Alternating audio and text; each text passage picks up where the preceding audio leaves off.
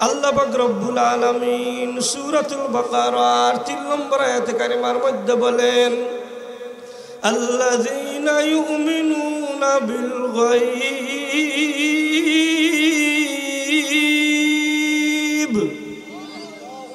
ওয়া ইউকিমুনাস সালাত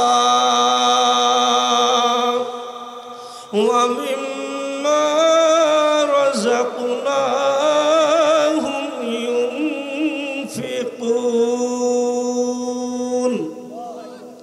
একবারে সরাসরি এই আয়াতের তাফসীর, ব্যাখ্যা, বিশ্লেষণ আপনাদের সামনে তুলে ধরবো ইনশাআল্লাহ।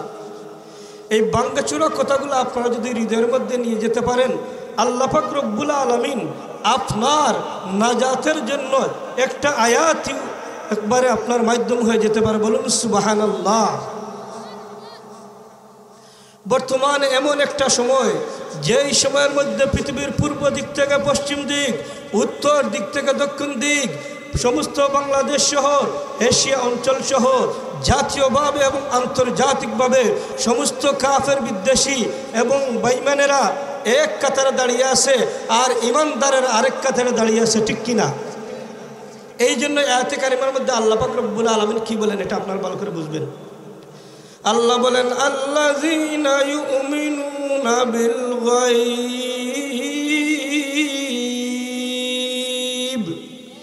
যারা অদৃশ্যের উপর ঈমান আনে। যারা কি করে?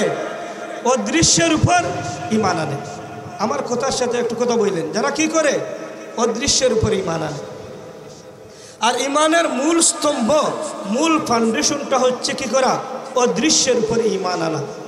যেমন আমরা আল্লাহ পাক রব্বুল আলামিনকে দেখি নাই, তারপরে আল্লাহ এক আছেন বলে আমরা বিশ্বাস করি কিনা?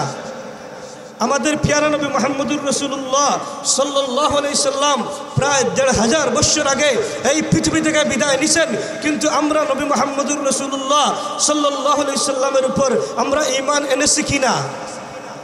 আল্লাহ পাক রব্বুল আলামিন পবিত্র কুরআনের মধ্যে জান্নাতের কথা বলেছেন, আমরা জান্নাত দেখি নাই, তারপরে জান্নাত আছে এটা বিশ্বাস করি কিনা?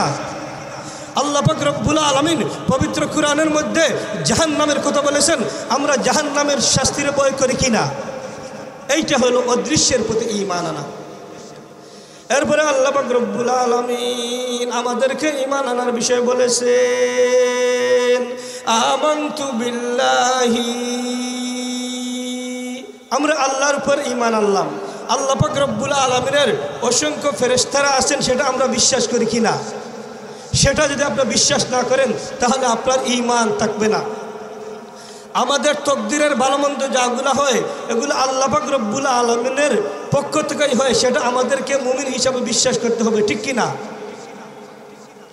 আবার এই দুনিয়ার জীবন শেষ হওয়ার পরে পরকালের মধ্যে আমাদের এই দুনিয়ার জীবনের হিসাব দেওয়ার জন্য আল্লাহ পাক রব্বুল আলামিনের আদালতে আমাদেরকে দাঁড়াইতে হবে, ঠিক কিনা? আপনি আল্লাহ পাক রব্বুল আলামিনের আদালতে দাঁড়ানোর পরে এই দুনিয়ার জীবনের মধ্যে আপনি যে কাজকর্মগুলো করেছেন সেগুলোর কি করতে হবে? হিসাব দিতে হবে। এই জন্য সূরাতুল বাকারার ৩ নম্বর আয়াত কারিমার মধ্যে আল্লাহ বললেন, আল্লাযীনা ইউমিনুনা বিল গায়ব, যারা কি করে? অদৃশ্যের প্রতি কি করে? ঈমান আনে। আমি আমার মনের চাহিদা মতো কথা বলতে পারতেছি না, অসুস্থতার দরুন, ইখলাসের নিয়তে আপনার কথাগুলো শুনেন। এবার ইমানদার সব যুগে ছিল, ঠিক কিনা? আবার নাস্তিক বা ইমানও সব যুগের মধ্যে কি ছিল। এই জন্য ইমাম আজম আবু হানিফা রাহমাতুল্লাহি আলাইহির যুগের মধ্যে একজন বিরাট বড় নাস্তিক ছিল। এই নাস্তিক কি করলো? একবার ইমাম আজম আবু হানিফার কাছে গেল, গিয়ে বলল, হে ইমাম আজম আবু হানিফা, আপনারা যে বলেন আল্লাহ পাক রব্বুল আলামিন আছেন, সেইটারে আমি বিশ্বাস করি না, বলুন নাউজুবিল্লাহ। হয়তো ইমামে আজম আবু হানিফা রহমতুল্লাহি আলাইহি ওই সময় গুরুত্বপূর্ণ কোনো কাজের মধ্যে ছিলেন, এই জন্য উনি কী করলেন? তার কথার কোনো জবাব দিলেন না। জবাব না দেওয়ার কারণে সে মনে করলো তাহলে ইমামে আজম আবু হানিফা তার যুক্তিগুলা মেনে নিয়েছেন। এই জন্য সে একবারে মাঠে ঘাটে হাট বাজারে সব দিকে গিয়ে কী করতে লাগলো? বলা বলি করতে লাগলো যে আমি ইমামে আজম আবু হানিফার নিকটে গিয়েছিলাম এবং বলেছিলাম যে আল্লাহ বলতে কিছু নাই। ইমামে আজম আবু হানিফা আমার কথা মেনে নিয়েছেন, বলুন নাউজুবিল্লাহ। এই জন্য ইমানদার লোক যারা ওই যুগের মধ্যে ছিল তারা ইমামে আজম আবু হানিফার সামনে গেছে, গিয়ে বলল, হুজুর আপনি নাকি বলেছেন ওই নাস্তিক আপনার কাছে আসছে, সে আপনার কাছে আল্লাহ পাক রব্বুল আলামিন নাই বলে বিভিন্ন কথাবার্তা বলছে, আর আপনি নাকি তার যুক্তিগুলো মেনে নিয়েছেন। এই সময় ইমামে আজম আবু হানিফার মাথার মধ্যে হঠাৎ করে চলে আসলো, হায় আমি এর সাথে কথা না বলার কারণে সে কীরকমভাবে মিথ্যা অপবাদ রয়ে দিতেছে। এই জন্য উনি কী করলেন, বললেন যে তারা আমার কাছে আবার নিয়ে আসো। তখন ওই নাস্তিকরা ইমামে আজম আবু হানিফার সামনে নিয়ে আসা হলো। আসার পরে ইমামে আজম আবু হানিফা বললেন, হে নাস্তিক, তোমার কাছে যত যুক্তি আছে, তোমার কাছে যত প্রমাণ আছে, তুমি সেগুলো উপস্থাপন করবে। আমি ইমামে আজম আবু হানিফার কাছে যত যুক্তি আছে, যত দলিল আছে, যত প্রমাণ আছে, আমি ওগুলো কী করে উপস্থাপন করব। একটা ময়দানের মধ্যে তুমি একত্রিত হবে, তোমার নাস্তিক মুরতাদদেরকে নিয়ে আসবে, আর আমি আমার সমস্ত ইমানদারদেরকে নিয়ে সেই ময়দানের মধ্যে যাব। যদি যুক্তি প্রমাণের দ্বারা আমি আল্লাহ এক আছেন এইটা আমি প্রমাণ করতে পারি, তাহলে তুমি আমার কি করতে হবে, দাবি মেনে নিতে হবে। আর যদি আমি তোমার কাছে পরাজয় বরণ করি, তাহলে আমি ইমামে আজম আবু হানিফা কথা দিতেছি, আমি তোমার দাবি মেনে নিব। এখন নাস্তিকের সাথে কথাবার্তার মাধ্যমে একটা দিন নির্ধারিত হলো। ওই দিনের মধ্যে এই বিরাট বড় মাঠের মধ্যে সবাই একত্রিত হবে। যারা ইমানের পক্ষের লোক আছে, যারা কালমার পক্ষের লোক আছে, যারা আল্লাহ পাক রব্বুল আলামিনকে এক বলিয়া বিশ্বাস করে তারাও আসবে। যারা আল্লাহর এক বলিয়া বিশ্বাস করে না, যারা নবীজির আল্লাহ পাকের শেষ নবী বলে বিশ্বাস করে না, যারা জান্নাত বিশ্বাস করে না, যারা জাহান্নাম বিশ্বাস করে না, যারা পরকাল বিশ্বাস করে না, ওই সমস্ত নাস্তিক মুরতাদরাও ওই মাঠের মধ্যে আসবে। ইমামে আজম আবু হানিফা ইমানদারদের পক্ষ থেকে দলিল দিবেন, আর ওই নাস্তিক তার নাস্তিকদের পক্ষ থেকে দলিল দিবে। সুতরাং এই জায়গার মধ্যে ফয়সালা হয়ে যাবে আল্লাহ পাক রব্বুল আলামিন আছেন কিনা, এই আকাশ চলে কিভাবে, এই জমিন চলে কিভাবে, পাহাড় চলে কিভাবে, পর্বত চলে কিভাবে, আসলে আল্লাহ বলতে একজন আছেন কিনা, এমনি এমনিতে সব কিছু চলে, সেটা প্রমাণ হয়ে যাবে। বলুন ঠিক কিনা?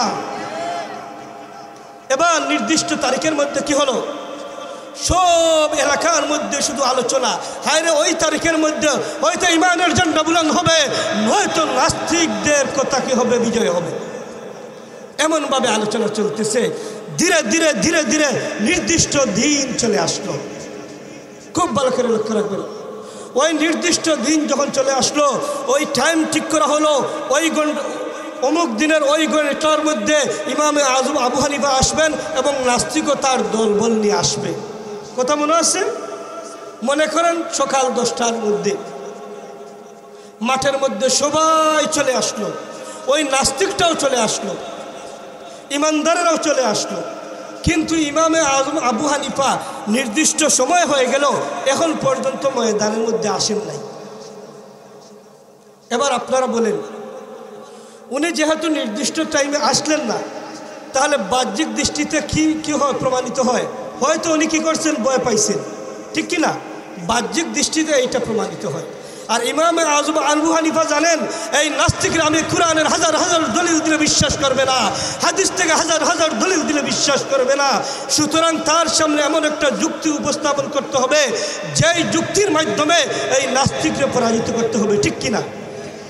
এই জন্য দেখবেন আমাদের সামনে এমন মানুষ পাওয়া যায় যারা ইমানদার দাবি করে, মুসলমান দাবি করে, কিন্তু তারা আপনি কোরআনের যত দলিল দেন যে কোরআন এইটারে হালাল করছে এইটা করেন, কোরআন এইটারে হারাম করছে এইটারে বর্জন করেন, এই যুক্তি তর্ক দ্বারা তারা বোঝানো যায় না, ঠিক কিনা? এই রকম মানুষ পাওয়া যায়। এই জন্য ইমাম আজম আবু হানিফা কী করলেন, সিদ্ধান্ত নিলেন তারা কোরআনের দলিল দিয়ে বোঝানো যাবে না, তারা হাদিসের দলিল দিয়ে বোঝানো যাবে না, নাস্তিকরে ওই রকমভাবে কী করতে হবে, একটা যুক্তি দিতে হবে, যে এই যুক্তির মাধ্যমেই তারা কী করতে হবে, পরাজিত করতে হবে। এবার নির্দিষ্ট টাইমের অনেক পরে ইমামে আজম আবু হানিফা আসলেন, আর এই দিকে ইমানদারেরা এমন অবস্থা, তাদের চেহারা মলিন হয়ে গেছে। হায়রে আমাদের ইমাম সাহেব কী করলেন, দেরি করলেন কিসের জন্য? নাস্তিক তো এটা সুযোগ নিয়ে নিবে, ঠিক কিনা? ইমামে আজম আবু হানিফা নির্দিষ্ট সময়ের অনেক পরে আসলেন। আসার পরে প্রথমেই নাস্তিক উনার প্রশ্ন করে, হে ইমামে আজম আবু হানিফা, আগে আপনি আমার একটা কথার জবাব দেন, তারপরে আপনার সাথে মুনাজারা হবে, তারপরে আপনার সাথে আমার বাহাস হবে। ইমামে আবু হানিফা জানেন সে কি জিজ্ঞাসা করবে, সে জিজ্ঞাসা করলো, এত গুরুত্বপূর্ণ একটা অনুষ্ঠানের মধ্যে, আপনার নির্দিষ্ট সময়ের মধ্যে চলে আসার কথা, আপনি দেরি করলেন কিসের জন্য? আগে আপনি আমার এই কথার জবাব দেন, তারপরে আপনার মুনাজারা হবে, আপনার সাথে বাহাস হবে। ইমামে আজম আবু হানিফা বললেন, আমি যদি সেই কথা বলি যেই কারণে আমার দেরি হয়েছে, তাহলে তুমি সেটা বিশ্বাস করবে না। আবু হানিফা তারে কে করতেছেন, যুক্তির মাধ্যমে প্যাকেট কইরা লইতেছেন, নাস্তিক কিন্তু টেরই পাইতেছেন। এই জন্য উস্তাদের মায়ের শেষ রায়। আপনি দুনিয়ার দৃষ্টিতে যত বাহাদুরি দেখান, যাদের ভিতরে কুরআনের ইলম আছে, যাদের ভিতরে হাদিসের ইলম আছে, তার কাছে আপনি কোনো রকমের দুনিয়াবিক বন্ডামি যুক্তি দিয়া প্রমাণিত করতে পারবেন না, ঠিক কিনা? ইমামে আজম আবু হানিফা বললেন, তুমি কি বিশ্বাস করবো আমি কিসের জন্য দেরি করলাম? নাস্তিক বলে, হ্যাঁ আমি বিশ্বাস করব, কারণ আপনি একজন এত বড় ইমাম, আপনি তো অবশ্যই ভালো কথা বলবেন, মিথ্যা বলতে পারেন না। উনি বললেন, তাহলে তুমি শুনো কি হয়েছিল। আমি নির্দিষ্ট টাইমে আমার বাসা থেকে আমি রওনা করেছিলাম, কিন্তু রাস্তার মধ্যে একটা অনাকাঙ্ক্ষিত ঘটনা ঘটে গেল। যেই অনাকাঙ্ক্ষিত ঘটনার কারণে আমার আসতে দেরি হয়ে গেল। এবার নাস্তিকের আরও আগ্রহ জাগলো যে অনাকাঙ্ক্ষিত ঘটনাটা কি, আমি সেটা শুনতে চাই। বলেন সুবহানাল্লাহ, আরো জোরে বলেন সুবহানাল্লাহ, নারায়ে তাকবীর, নারায়ে তাকবীর। অনাকাঙ্ক্ষিত ঘটনা নাস্তিক শুনতে চায়। এবার ইমামে আজম আবু হানিফা বললেন, আমি আমার বাসা থেকে বের হওয়ার পরে মধ্যখানে একটা নদী এবং জংলার মুখোমুখি হলাম। আমি আসতে গেলে ওই জংলা এবং নদীটা অতিক্রম করে আমাকে আসতে হয়, কিন্তু ওই জায়গার মধ্যে একটা চমৎকার ঘটনা আমার সাথে ঘটে গেল। কি ঘটনা? যে আমি লক্ষ্য করলাম জংলার মধ্যে একটা বিরাট বড় গাছ আছে।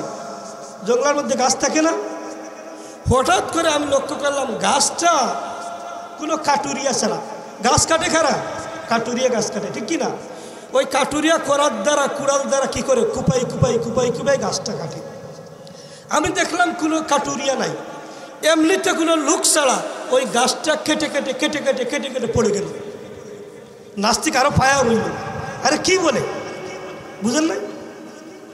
এরপরে বললেন, আমি লক্ষ্য করলাম ওই গাছটা কোনো করাত ছাড়া, লুক ছাড়া এমনিতে কেটে কেটে বিভিন্ন তক্তায় রূপান্তরিত হয়ে গেল। এরপরে আমি লক্ষ্য করলাম ওই তক্তাগুলো কোনো মিস্ত্রি ছাড়া অটোমেটিক একটা আরেকটার সাথে জয়েন হয়ে হয়ে একটা নৌকায় রূপান্তরিত হয়ে গেল। এরপরে আমি লক্ষ্য করলাম ওই নৌকাটা কোনো মাঝি ছাড়া, আপনারা যারা নৌকা চড়ছেন সবাই তো নৌকা চড়ছেন, ঠিক কিনা? আচ্ছা বলেন, নৌকা বলেন, জাহাজ বলেন, স্টিমার বলেন, কোনো মাঝি ছাড়া চলতে পারে? মাঝি ছাড়া কোনো নৌকা চলতে পারে না। ইমামে আজম আবু হানিফা তারে বললেন, আমি লক্ষ্য করলাম কোনো মাঝি ছাড়া ওই নৌকাটা কি করতেছে, নদীর এপার থেকে সেপার যাইতেছে, সেপার থেকে এপারে আসতেছে, আবার এইরকমভাবে লুক পারাপার করতেছে, তবে কোনো মাঝি নেই। নাস্তিক আরও গরম হইতেছে, মানে ওনারা চাইপা ধরবো, বুঝেন না? এই জন্য ওই বিষয়গুলো দেখার কারণে আমার দেরি হয়ে গেল। এবার নাস্তিক কি বলে জানেন? এবার নাস্তিক বলে, ইমামে আজম আবু হানিফা, আমি মনে করছিলাম আগে যে তোমার মধ্যে কিছু জ্ঞান বুদ্ধি আছে, যদিও আমি তোমার যুক্তি দলিল মানি না, যদিও আমি তোমার কি করি না, মতরে বিশ্বাস করি না, তারপরে আমার মধ্যে এই বিশ্বাসটুকু ছিল যে ইমামে আজম আবু হানিফার কিছু কি আছে, জ্ঞান আছে। কিন্তু এতক্ষণ পর্যন্ত আপনি আমার যেই কথাগুলো বললেন, এইটার দ্বারা প্রমাণ হয় আপনার ভিতরে জ্ঞান বলতে কিছু নাই। বলুন নাউজুবিল্লাহ। সে তো ইমামে আজম আবু হানিফার এই পেশটা সে বুঝতেছে না। এবার নাস্তিক বলল, এই কথাগুলা আমি বিশ্বাস করবো দূরের কথা, কোনো একটা ছোট্ট শিশু বিশ্বাস করবে না, কোনো একটা পাগল বিশ্বাস করবে না। জংলার কোনো গাছ কোনো কাটুরি ছাড়া কেটে পড়তে পারে না, কোনো গাছ কোনো করাত ছাড়া এবং মিস্ত্রি ছাড়া তক্তা হইতে পারে না, কোনো মিস্ত্রি ছাড়া নৌকা তৈরি হতে পারে না, কোনো নৌকা মাঝি ছাড়া চলতে পারে না। এইটা নাস্তিক একবারে মঞ্চের মধ্যে বসে বিরাট হুঙ্কার এই কথাগুলো বলল, বুঝতে পারলেন? এবার ডান দিকে লক্ষ লক্ষ জনতা, বাম দিকে লক্ষ লক্ষ জনতা, সামন দিকে লক্ষ লক্ষ জনতা। এবার ইমাম আজম আবু হানিফা উনার মূল পয়েন্টটা পেয়ে গেলেন। উনি মঞ্চের মধ্যে হুঙ্কারের মধ্যে সিংহের মধ্যে গর্জে উঠলেন আর নাস্তিককে বললেন, হ্যাঁ নাস্তিক, তাহলে তুমি শুনো, তুমি যদি কি করো, একটা গাছ কোনো কাঠুরি সেরা কেটে পড়তে পারে না সেটা বিশ্বাস করো না, একটা নৌকা যদি কোনো মিস্ত্রি ছাড়া বলতে পারে না সেটা বিশ্বাস করো না, একটা নৌকা যদি কোনো মাঝি ছাড়া লোক পারাপার করতে পারে না সেটা যদি বিশ্বাস করো না, তাহলে এই আকাশ কেমনে চলে? তুমি বলো যে আকাশ এমনে চলে, সেইটাও ঠিক হতে পারে না। তুমি বলো জমিন এমনে চলে, সেইটাও তোমার কথা মিথ্যা। তুমি বলো চন্দ্র এমনে চলে, সেইটাও তোমার কথা মিথ্যা। তুমি বলো সূর্য এমন চলে, সেইটাও তোমার কথা মিথ্যা। সুতরাং আকাশের একজন পরিচালক আছেন, ঠিক কিনা? জমিনের একজন পরিচালক আছেন, ঠিক কিনা? চন্দ্রের একজন পরিচালক আছেন, ঠিক কিনা? সূর্যের একজন পরিচালক আছেন, ঠিক কিনা? আপনার আমার জীবনের একজন মালিক আছেন, ঠিক কিনা? আমাদের রিজিকের একজন মালিক আছেন, ঠিক কিনা? এই সমস্ত পৃথিবীর একজন মালিক আছেন, ঠিক কিনা? আমেরিকার যেই রকমভাবে মালিক আছেন, চায়নার ওই রকমভাবে মালিক আছেন, ওই রকমভাবে এশিয়া অঞ্চলের মালিক আছেন, বাংলাদেশের মালিক আছেন, ফিলিস্তিনের মালিক আছেন, কাশ্মীরের মালিক আছেন, পাকিস্তানের মালিক আছেন, ইন্ডিয়ার মালিক আছেন। কোনো মালিক ছাড়া এই পৃথিবী হতে পারে না, ঠিক কিনা? এবার আমার আলোচনার মূল পয়েন্ট, তাফসীরের মূল শব্দ বুঝছেন? আল্লাযীনা ইউমিনুনা বিল গায়ব, যারা কি করে? অদৃশ্যের প্রতি কি করে? ঈমান আনে। এই জন্য ঈমান নিয়ে মরার জন্য মুনাজাতে মগ্ন রই, ঈমান বাঁচাতে কিন্তু জীবন দিতে রাজি নই, ঈমানের জন্য কিন্তু জীবন দিতে রাজি নই, ঠিক কিনা? আরে কি কথা বলবো? সমস্ত বাংলাদেশের যেই দিকে যেই জায়গার মধ্যে আমরা কথা বলি, ওই মাহফিলের কথাগুলো আমাদেরকে এইরকমভাবে শ্রবণ করতে হবে। আলহামদুলিল্লাহ খুব শান্তির পরিবেশে আপনারা শুনতেছেন। কথাগুলো এই কান দিয়া ঢুকাইবেন, উলামায়ে কেরাম ধারাবাহিক কথা বলছেন, কথা বলবেন, ঠিক কিনা? আবার ওই কান দিয়া ছেড়ে দিবেন, তাহলে মাহফিলের কোনো সফলতা হবে। এই জন্য যেই সমস্ত উলামায়ে কেরাম কথা বলবেন, উনি কী কথা বলতেছেন এইটা হৃদয়ের গহীনের মধ্যে কী করবেন? নিয়ে নেবেন, ঠিক কিনা? আর এইটা আমলের মধ্যে আনবেন। আপনি যদি ঘন্টার পর ঘন্টা বলেন, এই জন্য আমি আমার জুমার আলোচনার মধ্যে বলে থাকি যে আমি কি করি, এই 40 মিনিট, আধা ঘন্টা, 35 মিনিট যে কথাগুলো বলি, এগুলো যদি আপনার জীবনের মধ্যে কি করেন? বাস্তবায়িত করেন, একদিনের আলোচনা আপনার জান্নাতের মধ্যে নিয়ে যাবে, ঠিক কিনা? এই জন্য ঈমান নিয়ে মরার জন্য মুনাজাতে মগ্ন রই, ঈমান বাঁচাতে কিন্তু জীবন দিতে রাজি নই, ঈমানের জন্য কিন্তু জীবন দিতে রাজি নই। আমরা এখন সুবিধাবাদ মুসলমান। দেখেন, শান্তিতে খাইলাম, ঘুমাইলাম, মন চাইলে একটু নামাজ পড়লাম, মন চাইলে একটু ধর্মীয় কাজ করলাম, ঠিক কিনা? আর আমরা উদাসীন হয়ে যাই। ওই রকমভাবে উদাসীন হয়ে যদি চলি, তাহলে আমরা আমাদের চূড়ান্ত সফলতা পাবো না, ঠিক কিনা? এই জন্য আল্লাযীনা ইউমিনুনা বিল গায়ব, কি করে? যারা অদৃশ্যের প্রতি ঈমান আনে। ওয়া ইউকিমুনাস সালাহ, যারা নামাজ প্রতিষ্ঠা করে। কি করতে হবে? নামাজ প্রতিষ্ঠা করতে হবে। কি করতে হবে? নামাজ প্রতিষ্ঠা করতে হবে। আল্লাহ পাক রব্বুল আলামিন পবিত্র কুরআনের মধ্যে প্রায় 80-82টা আয়াতে কারিমা শুধু নামাজ সম্পর্কে নাযিল করেছেন। বলুন, নামাজ কি করব? প্রতিষ্ঠা করতে হবে, ঠিক কিনা? এইটা মুমিনের অন্যতম গুণ। মুমিনের কি? অন্যতম গুণ। এরপরে আল্লাহ কি বললেন? ওয়া মিম্মা রাযাকনাহুম ইউনফিকুন।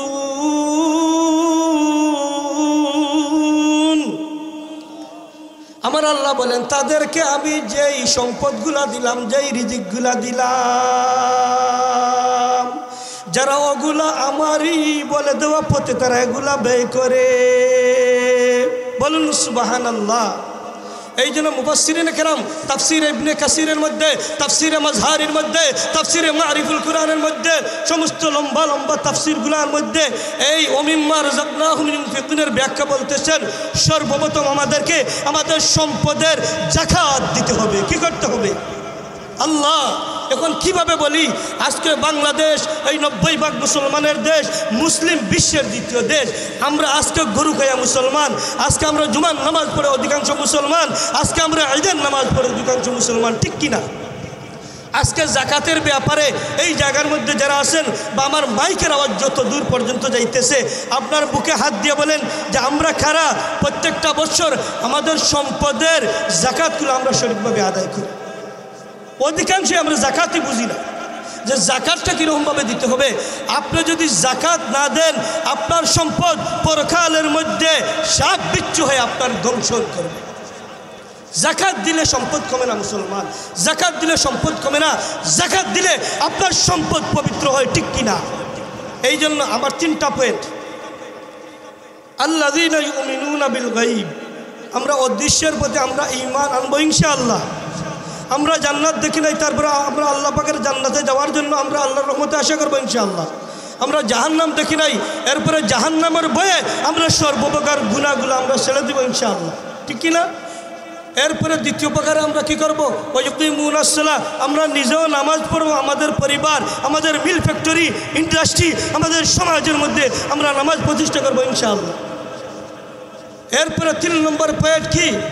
ওমিম্মা রাযাকনাহুম ইউনফিকুন, যে এইটার মধ্যে আমরা প্রথম যে ব্যাখ্যা পেলাম তাফসীরের কিতাবের মধ্যে, আমরা আমাদের সম্পদের যাকাত আদায় করবো ইনশাআল্লাহ। এছাড়া আমাদের সম্পদগুলা আমরা কোনো গান বাজনায়, কোনো বেহায়াপনায়, কোনো যাত্রা গানে, কোনো পলা গানে, কোনো বেহায়াপনায়, কোরআন বিরোধী, হাদিস বিরোধী, ইসলাম বিরোধী কাজের মধ্যে আমরা ব্যয় করবো না, ঠিক কিনা? কোরআন যেটা বলছে আমরা সেটাই করব, হাদিস যেটা বলছে সেটাই মানবো। 1 কোটি মানুষ আনলে যদি আমার বুকের মধ্যে বুলেট ধরে কোরআনের কথাই বলবো, হাদিসের কথা বলবো, তোমরা কী করতে পারো? কারাগারের মধ্যে নিক্ষেপ করতে পারো, ফাঁসি দিতে পারো। কোরআনের কথা বন্ধ আগেও হয় নাই, স্বৈরাচারের আমলে বন্ধ হয় নাই, এখনও বন্ধ হবে না। উলামায়ে কেরাম যতদিন আছেন কিয়ামত পর্যন্ত বাংলার জমিনে হকের ঝান্ডা, কোরআনের কথা, ইসলামের কথা, হাদিসের কথা চলবেই চলবে, ঠিক কিনা? নারায়ে তাকবীর। সুতরাং আমাদের সবার প্রতি ভালোবাসা আছে, বুঝছেন? কারো প্রতি ভালোবাসা কম নাই, কিন্তু আপনি আমার কোরআন নিয়ে সিরমিনি করবেন, আমার হাদিস নিয়ে সিরমিনি করবেন, আমার ইসলাম নিয়ে তামসা করবেন, আপনার যাই হন সেই তামসা আমরা বিন্দু পরিমাণ 1 মুহূর্তের জন্য মেনে নিব না, ঠিক কিনা? এই জন্য আলোচনা করলে লম্বা আলোচনা, উলামায়ে কেরাম আলোচনা করবেন, এই জন্য খুব মনোযোগ সহকারে শ্রবণ করবেন এবং এগুলো আমলে নেওয়ার চেষ্টা করবেন ইনশাআল্লাহ। আল্লাহ পাক রব্বুল আলামিন যেন আমাদেরকে মরণ পর্যন্ত ঈমান ইসলামের উপর অটল অবিচল থেকে জান্নাতের উপযুক্ত হয়ে কবরে যাওয়ার তাওফিক দান করুন। সবাই বলুন আমিন। ওয়া আখির দাওয়ানা আলহামদুলিল্লাহি রাব্বিল আলামিন।